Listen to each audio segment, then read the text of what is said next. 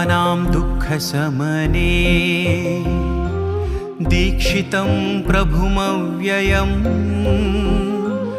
अशेषजगदाधारं श्री लक्ष्मीनारायणं भजे। अपार करुणां बोधिं आपद्बान्धवमच्युतम् अशेष दुःखशान्त्यर्थं लक्ष्मीनारायणं भजे। लक्ष्मीनारायणं भजे।